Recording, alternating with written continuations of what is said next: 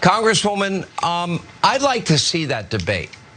So if I offered airtime, I'll stay out of it completely. I'll give a half-hour airtime, just you and Congress. I'll even give an hour. You versus Congresswoman Ocasio-Cortez. No moderator. I'll just sit there and say, all right, guys, we got to take a break. We'll be right back. Introduce you and then shut up. And we can, or throw out a topic. The economy, throw out a topic. What's that? Yes. Well. Okay, so again, this comes down to the debate thing. What would be, I don't know, like I obviously have made clear that I don't think it would be productive. I think it would largely be a waste of Alexandria Ocasio-Cortez's time. That said, I know a lot of people would love to see her run circles around Lauren Boebert. I don't know, Rashad, what do you think? Is this something that she should consider? Hell yeah, AOC will eat that ass up. And I hope, can I say that? Okay. I think you're okay. Okay. The word anyway, if not the phrasing. All right. I would think it would be a remarkable display of wit, progressive policy, because remember, these individuals on the right, especially folks like her, they never really argue policy, they argue talking points. And many of them adopt their talking points from people like Sean Hannity and Tucker Carlson. So I would love to see an actual policy debate, and I would love to see it with someone that actually represents a progressive policy agenda.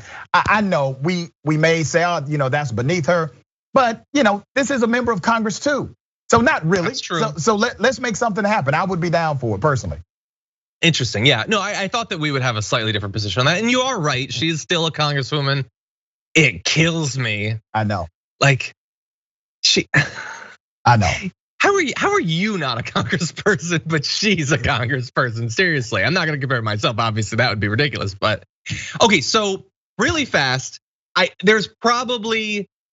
probably wasting my time. There's no substance to her, really. There's no substance to what Sean Hannity is saying. Sean Hannity is just clout chasing like Lauren Boebert is. Right. I'll even give an hour.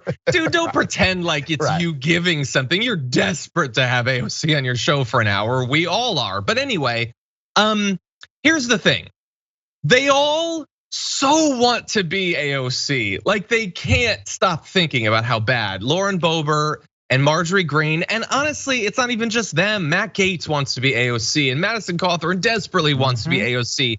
And all of them are fundamentally missing the entire point.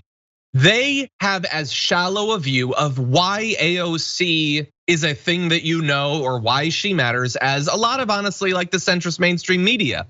They all say, oh, she's popular on Twitter. That's what it is. She's young and she gets social media. No, she is. She's good at that stuff. But lots of people are clever. That's not what it's about. AOC has ideas. Right. AOC accurately diagnoses issues and communicates them expertly. Yes. Comes up with actual plans and pushes for them.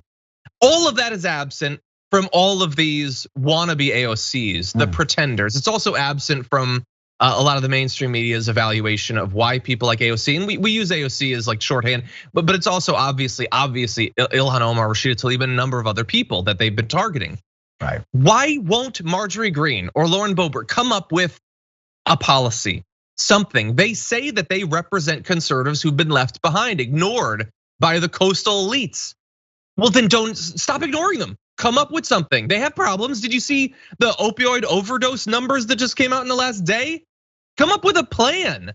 They don't have health insurance. They have no prospects for home ownership, for education. They're economically ruined. A lot of them are racist and all that too, and that's how you're trying to appeal to them. But they also do have economic problems. Why, Rashad, won't any of these wannabe AOCs come up with an actual plan? Because any Republican who has a real policy agenda ends up like Jeb Bush. Okay, that's why. A Republican today who has an agenda, a policy-focused agenda, is not popular in the new current Trump party. And here's why. Here's the interesting reality that has already happened. It's not happening, it has already happened. The movement of the new Republican right is more rooted in white supremacy than American policy. And when you're rooted in white supremacy as your foundational movement, then everything you say must be either a direct sentiment or coded language to uplift that white supremacist agenda. And that is how you become popularized within the political narrative. And so if you stop saying that and start talking policy, you're talking a language that the white supremacists will not understand, or they may misinterpret. Yeah. And by the way, if you're a conservative and you're watching this and you think that what Rashad just said there was unfair, when we often say that your appeal to your base is based on xenophobia, racism, transphobia, all of that, and you think that's wrong, you need to understand, we're just watching what you do. Right. We see what you talk about and we notice what you don't. And not just the politicians, but the media as well. If you've been watching Fox News this year, I get an idea of what you're focusing on. It ain't right-wing populism. I almost said the word again. It is the genitals of Mr. Potato Head. It is Dr. Seuss. It is young trans athletes. It's the big lie. And it's anti-vax fears. It's trying to turn them against the government, even if it kills them along the way. You are acting as if there is no hope to appeal to these people based on economic concerns, actual policy. That's not us. That's just us watching you. It's on you if you want to change that.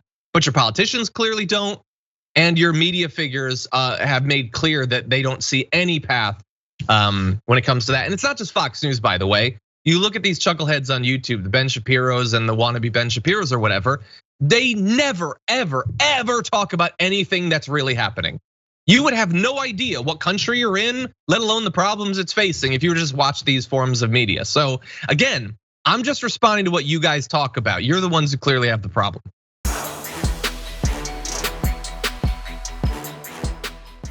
Check out the Damage Report podcast each day, wherever you get your podcasts, whether Pocket Casts or Stitcher or iTunes.